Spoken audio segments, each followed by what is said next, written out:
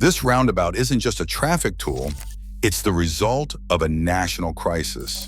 When almost 500 Dutch children died in road accidents in a single year, the Netherlands didn't just change their streets, they rewrote the rules of power and behavior behind the wheel. But what they built goes far beyond safety. Why would a country engineer social control into the very geometry of its roads? The answer begins with outrage and a blueprint for survival. In the winter of 1972, Dutch streets filled with mothers pushing empty prams. Their faces were grim, their message unmistakable. Each pram stood for a child killed by traffic. That number reached nearly 500 that year alone. The movement called itself Stop de Kindermoord, which in English means Stop the Child Murder. It began with grief and anger, but quickly became something larger. Marcia van Putten, then just 23, stepped forward as a voice for parents who refused to accept that children dying on their way to school was simply the price of modern life. The protests spread fast. In Amsterdam's De Pijp neighborhood, children and mothers blocked roads, refusing to give way to cars. Archival news footage captured the tension: drivers honking, children holding up hand-drawn signs, police standing by.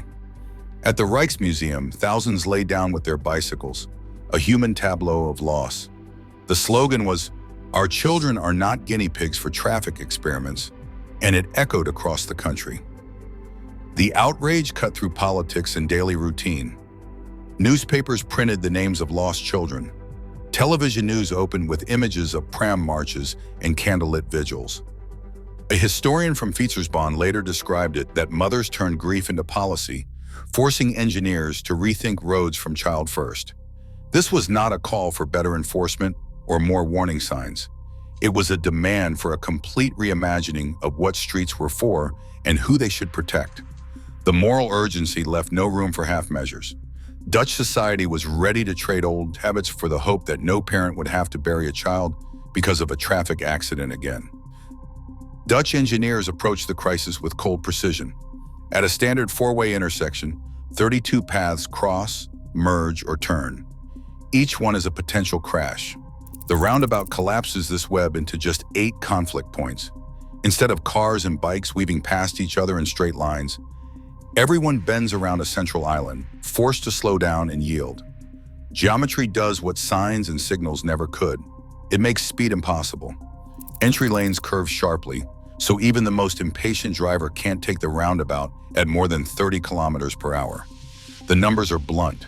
Where intersections once saw deadly collisions, roundabouts cut fatal crashes by 70 to 90%, according to Crow and FHWA studies. For cyclists, the gains are even sharper. Dutch roundabouts are 6 times safer than signalized crossings. The secret is in the layout. Raised crosswalks, segregated bike tracks, and tight radii leave no room for error. No lights, no green waves, just a system that quietly insists on caution. Engineers called it forgiving design. The road itself anticipates mistakes and absorbs them. If a driver hesitates, the geometry buys them time. If a cyclist enters, the car must yield. The result is not just fewer crashes, but less severe ones. Instead of high-speed impacts, there are glancing bumps and near misses. The system works not because people behave perfectly, but because the design assumes they won't. Hans Monderman stood on the edge of Drachten's Lewijplein in 2001, clipboard in hand, watching as the last traffic lights blinked out. The intersection, once a tangle of red and green commands, now offered nothing but open space and uncertainty. Monderman was not interested in telling people what to do. He wanted to see what they would do when nobody, no machine, no sign gave them permission to move. The first days brought hesitation. Drivers crept forward, eyes darting from cyclist to pedestrian, searching for clues. Local headlines wondered if Drachten had lost its mind. But then something unexpected happened. The chaos faded. By the end of the week, traffic flowed 30% better than before. There were no major crashes. Residents reported feeling safer, not because of rules, but because everyone was paying attention. Monderman's theory was simple. The more rules, the less people think. Remove the scripts, and drivers must negotiate with each other, moment by moment. Eye-tracking studies from TU Delft backed him up. Drivers at roundabouts scanned 40% more widely than at signalized intersections and spent 25% longer watching cyclists. Without a green light to trust blindly, they watched each other. The data showed a humility effect. Delayed entries and longer gazes increased yielding by 30% compared to places with traffic lights. As Mondermen like to put it, the greater the number of prescriptions, the worse people drive. In Drachten, negotiation replaced dominance. The road became a conversation, not a contest. In Dutch traffic law, the balance of power is written directly into the asphalt. Since the 1990s, national regulations require cars to yield to cyclists at most roundabouts. The rule is simple. If a cyclist is circulating on the outer ring or approaching a marked crossing, the driver must stop. This is not a suggestion. It is codified in the Reglement Verkeersregels and Verkeerstekens, RVV 1990. It is the legal backbone of Dutch road design.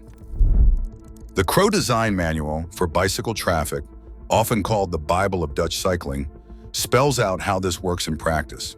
Cycle tracks are physically separated from car lanes, set back from the roundabout's edge, and raised several centimeters above the road. These raised crossings are not just for comfort, they are a QA. The bump beneath the wheels tells drivers, this is not your space. In Houten and Groningen, the intent is visible at every junction. Cyclists glide through, barely pausing, while cars slow to a crawl at the approach. The design leaves no ambiguity. White shark's teeth mark the yield line, and the geometry forces drivers to brake. A municipal planner from Houten puts it plainly. Cyclists keep cycling, drivers respond. That's the rule. This is infrastructure as policy, not just paint on pavement. By embedding priority into the physical layout, the Dutch make it impossible for drivers to ignore the hierarchy. The result is a street where cars are guests, and the vulnerable always come first. A Dutch driver approaches a single-lane roundabout, foot pressing the accelerator. In another country, this might be a contest. Who blinks first? Who claims the right of way? Here, the road has already decided. The curve is too tight for speed, and the raised crossing ahead signals a cyclist's approach. The driver brakes, eyes meet for a split second, and the car yields.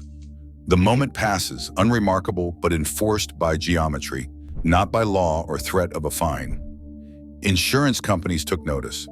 After roundabouts replaced intersections, claims for collisions and injuries dropped by as much as 70%.